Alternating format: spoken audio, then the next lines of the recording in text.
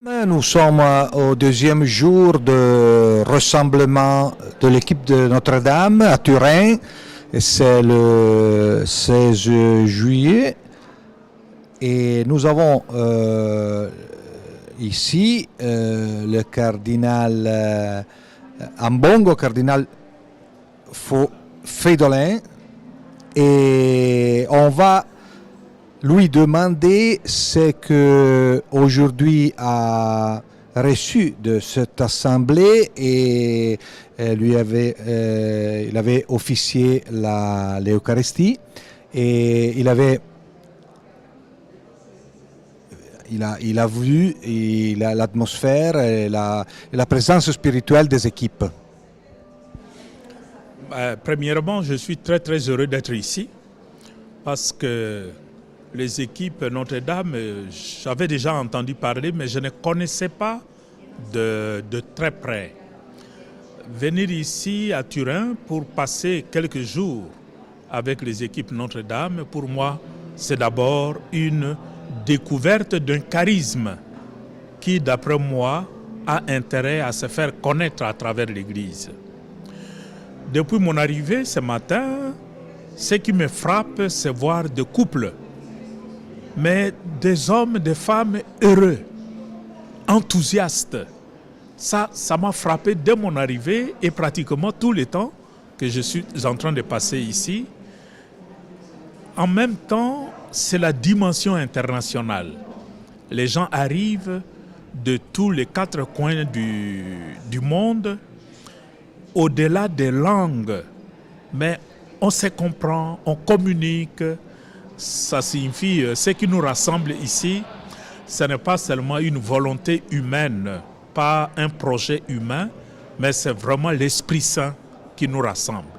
Parce que là où l'Esprit Saint est à l'œuvre, tout le monde se comprend.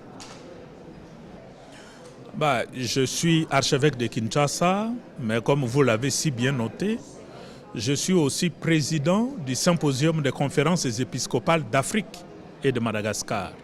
C'est dire que j'ai une vue beaucoup plus globale de la réalité socio-pastorale d'Afrique.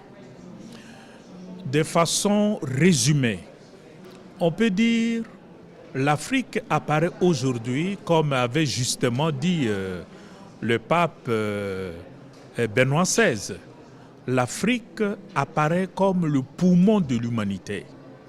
C'est les lieux, le continent où l'Église actuellement est en croissance. Et c'est aussi des lieux où l'Église joue un rôle dans la société de façon beaucoup plus visible.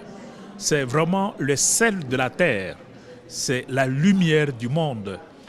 Dans un continent où tout est par terre, beaucoup de choses ne fonctionnent pas, avec des volontés politiques de s'accrocher au pouvoir, l'Église est perçue en Afrique comme l'espérance du peuple. Et cet élément se sent davantage en Afrique centrale, notamment en République démocratique du Congo, où tout est par terre, mais le peuple se tourne vers l'Église. Ça signifie que le message que porte l'Église en Afrique est essentiellement un message d'espérance. Je suis passé à Turin une fois, mais de passage dans un train qui m'amenait à Cuneo. De la station, j'ai juste changé le train pour aller à Cuneo. Donc c'est la première fois que je sorte dans la ville de Turin. Je suis impressionné par l'ordre qui règne ici. Les rues qui sont droites, tout est propre, la conduite au volant, les gens sont disciplinés. Je suis impressionné parce que je connais plus Rome, la ville de Rome. Mais Rome, on a un peu l'impression qu'il y a beaucoup de chaos là-bas. Mais ici, c'est vraiment l'ordre, c'est la discipline, la propreté.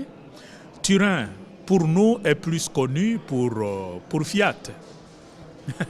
Quand on dit Torino pour nous, c'est la grande usine de fabrication de voitures.